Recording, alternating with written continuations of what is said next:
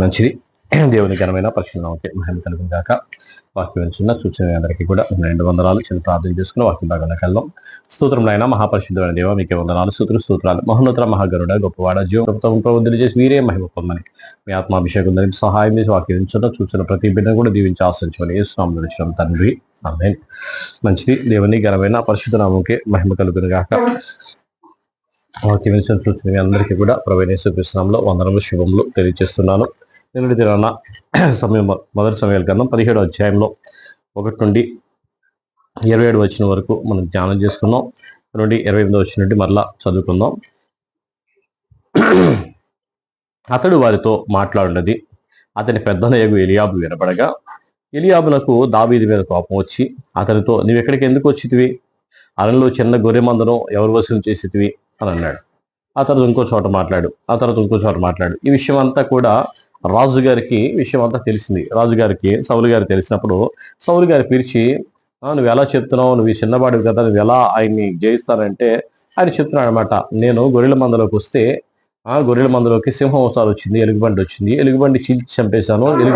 సింహాన్ని కూడా దాని నోట్లో దాని గొర్రె పిల్ల ఉంటే దాన్ని చీల్చి మరీ దాన్ని బ్రతికించాను. దేవుడు నాకు ఆ సహాయం చేశాడు. సున్నతి లేని ఫిలిష్తీయుడికి మనం భయపడేది ఏంటి? అలాగే సున్నతి లేని ఫిలిష్తీయుడిని కూడా దేవుడు నాకు అలాగే అప్పగిస్తాడు అని చెప్పేసి ఆయనకు చెప్తున్నాడు. తర్వాత 38వ వచనం మనం చూసినట్లయితే, పిమ్మట సౌలు తన యుద్ధ వస్త్రములను దావీదుకు ధరింపజేసి రాగి శిరస్నానం ఒకటి అతని కట్టి యుద్ధ కవచము తొడిగను. ఈ సామాగ్రి దావీదునకు వాడుక లేదు గనుక తాను తొడిగిన వాటిపైన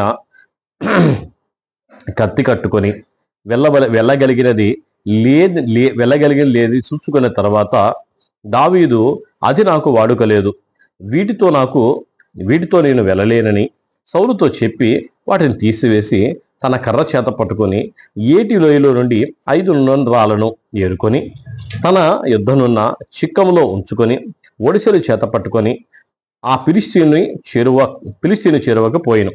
డాలుమోయవాడు తనకు ముందుగా నడవగా ఆ ఫిలిష్తీయుడు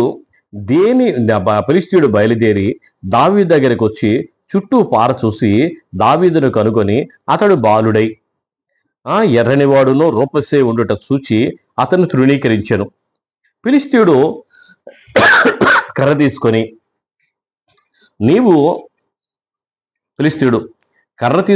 నీవు నా మీదికి వచ్చుచున్నావే, నేను కుక్కనా అని దావీదుతో చెప్పి తన దేవతల పేరట దావీదును శపించెను.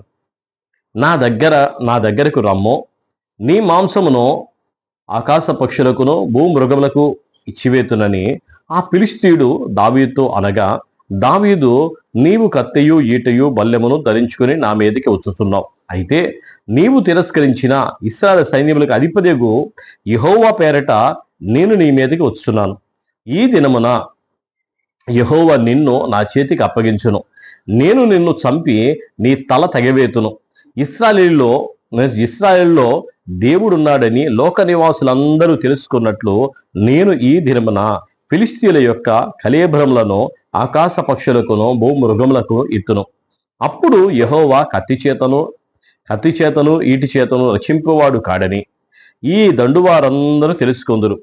యుద్ధం యెహోవాదే, ఆయన మిమ్మును మా చేతికి అప్పగించునని చెప్పెను. ఆ ఫిలిష్తీయుడు లేచి దావీదును కలియుటకై అతనికి ఎదురుగా పోగా, దావీదు వారిని ఎదుర్కొనుటకు సైన్యము తట్టు త్వరగా పరిగెత్తిపోయి తన సంచిలో చెయ్యి వేసి అందులో నుండి రాయి ఒకటి తీసి ఒడిసెల్లో విసిరి ఆ ఫిలిష్తీయుని నుదుట కొట్టెను. ఆ రాయి వాని నుదుట దుచ్చినందున వాడు నేలను బోర్లా పడెను. దావీదు ఫిలిష్తీయుని కంటే బలాఢ్యుడై ఖడ్గము లేకపోయెను. ఒడిసెలతో రాతితో ఆ ఫిలిష్తీయుని కొట్టి చంపెను. వాడు బోర్లా పడగా దావీదు పరిగెత్తిపోయి ఫిలిష్తీయుని మీద నిలుచుండి వాని కత్తి వరదూసి దానితో వాని చంపి వాని తలను తెగవేసెను. ఫిలిష్తీయులు తమ శూరుడు చచ్చుట చూసి పారిపోయిరి. అప్పుడు ఇశ్రాయేలు వారును యోధావారును లేచి జయమని అరుచుచు లోయ వరకు షరాయిము ఎక్రోను వరకు ఫిలిష్తీయులను తరమగా ఫిలిష్తీయులు హతులై షారాయిము ఎక్రోను మార్గమున గాతు ఎక్రోను అను పట్టణముల వరకు కూలిరి. అప్పుడు ఇశ్రాయేలీయులు ఫిలిష్తీయులను తరుబట మాని తిరిగి వచ్చి వారి డేరాలను దోచుకొనిరి. అయితే దావీదు ఆ ఫిలిష్తీని ఆయుధములను అతని డేరాలో ఉంచుకొనిన అతని తలను తీసుకొని యెరూషలేమునకు వచ్చెను. హల్లెలూయా. చూడండి, దేవుని నామమునకే మహిమ కలుగును గాక. దావీదు ఫిలిష్తీయుడు అరుస్తా ఉంటే, ఫిలిష్తీయుడు కేకలేస్తా ఉంటే, ఫిలిష్తీయుడు ఇచ్చేస్తా ఉంటే దావీదుకి రోషం. ఎందుకు రోషం అంటే దేవుని పక్షాన రోషం, దేవుని బట్టి రోషం. ఇశ్రాయిల్లో దేవుడు ఉన్నాడు, ఈ సున్నతి లేని ఈ మనిషిని భయపడి వీళ్ళందరూ చేతులు కట్టుకొని మూలను కూర్చోడం ఏంటని చెప్పేసి వాళ్ళందరినీ చూసి ఆయనకి రోషం కలిగి వెళ్ళి ఆ సున్నతి లేని ఫిలిష్తీయుని భయపడేది నేను చంపేస్తా అని చెప్పేసి అక్కడ ఉన్న సైనికులతో మాట్లాడు, వాళ్ళందరితో మాట్లాడు, వాళ్ళందరూ చేతులు ముడుచుకొని కూర్చుంటే దేవుడు కోరుకునేది అదే. ఎటువంటి పరిస్థితులైనా ఎదుర్కొని నిలబడడం అనేది దేవుడికి ఇష్టమైంది. పరిస్థితులు చూసి భయపడి మూల కూర్చుంటే దేవునికి ఇష్టం లేనిది. ఏ పరిస్థితులైనా కానీ దేవుడు అనుమతిస్తాడు. అక్కడ గొలియాతుని దేవుడు పంపిస్తేనే వచ్చాడు, దేవుడు అది జ్ఞాపగానే వచ్చాడు. వాళ్ళందరి పరిస్థితి ఎలా ఉందో, దావీదు పరిస్థితి ఎలా ఉందో, దావీదు ఎలా గొప్ప చేస్తున్నాడో, దావీదు యొక్క మనస్తత్వం, దావీదు యొక్క ఉద్దేశం కూడా అక్కడ బయలుపడతా ఉంది. దావీదు అంటూ ఉన్నాడు, దావీదు వాళ్ళందరూ చూసి ఈ ఫిలిష్తీయుని భయపడేదేంటి అని చెప్పి అనుకొని వాళ్ళందరూ చెప్పినప్పుడు సౌలేమో యుద్ధానికి వెళ్తావా రా అని చెప్పేసి యుద్ధ వస్త్రాలన్నీ వేసి తలకి కావలసిన అన్ని మొత్తం సంపూర్ణంగా పూర్తి కవచాలన్నీ కూడా ఇచ్చి పంపించాడు.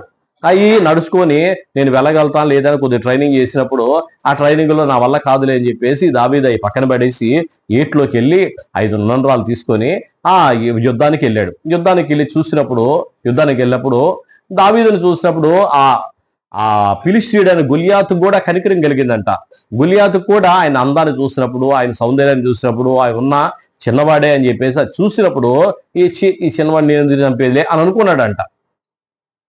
అలాంటి కనికరం ఆ గొలియాతుకు కూడా కలిగింది. అంటే దావీదు మాత్రం అంటున్నాడు కదా, సున్నతి లేని నీవు అలా మాట్లాడేది తగదు.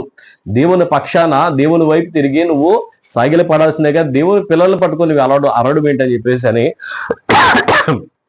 వెళ్ళి అక్కడ యుద్ధం చేయడానికి వెళ్ళి నిలిచినప్పుడు కర్ర పట్టుకొని నిలబడినప్పుడు అప్పుడు అంటున్నాడు అన్నమాట గొలియాతు, ఏంటి కర్ర పట్టుకొని అత్తరం ఏంట్రా, నేను కుక్కనా, నా మీదకి ఎలా వస్తున్నావు నువ్వు అని చెప్పి అన్నాడు. అన్నా సరే వెళ్ళి ముందుకెళ్ళాడు. 5 నున్నరాలు తీసుకున్నాడు కదా, అందులో రాయి పెట్టాడు, ఒడిసి తిప్పాడు. ఒకే ఒక దెబ్బ కొట్టగానే తిన్నగా నుదుటి మీదకి వెళ్ళి ఆ నుదుటి మీద పడినప్పుడు చచ్చిపోయాడు, కింద పడిపోయాడు. కింద పడిపోగానే వెళ్ళి పరిగెత్తుకొని వెళ్ళి అతని మీద నిలబడి అతని కత్తినే తీసుకొని ముందు పేక తెగ నరికాడు, తలకాయని తెగ నరికినప్పుడు వాళ్ళందరూ కూడా చూస్తా ఉన్నారు. ఫిలిష్తీయులందరూ అన్నాడు కదా, మీరందరూ చుట్టూ ఆ రౌండ్ లో ఉండండి, వాళ్ళు ఆ పక్కన ఉంటారు, వీళ్ళు ఈ పక్కన ఉంటారు. పడిపోయినప్పుడు వీళ్ళిద్దరు మాత్రమే గ్రౌండ్ లో ఉన్నారు. గ్రౌండ్ లో ఉండగా ముందు పరిగెత్తుకొని వెళ్ళి ఫిలిష్తీయుని పేక తెగ నరకగానే ఉన్న ఫిలిష్తీయులందరూ ఇక దెబ్బకి అందరూ కూడా పారిపోయిన వాళ్ళందరూ కూడా ఇశ్రాయేలు అందరూ కూడా తరిమి వాళ్ళందరూ కూడా ఎక్కడ దొరికిన తీసుకొని మొత్తం కూడా వాళ్ళ దగ్గర దోపుడు సొమ్ముగా ఉన్నది దోచుకున్నారు. అయితే దావీదు మాత్రం ఏం దోచుకున్నాడు? శత్రువు యొక్క గుడారంలో చోరి అతని యొక్క ఆయుధాల్ని అతని తలను తీసుకొని రాజుగారి దగ్గరికి వచ్చాడు. మనకు కావాల్సింది శత్రువు యొక్క ఆయుధాలే. మనకు కావాల్సింది శత్రువు ఆయుధాలు ఎప్పుడు కూడా మన కాళ్ళ కింద ఉండాలి. వాడికి ఎప్పుడు కూడా అవకాశం అనేది ఇవ్వకూడదు.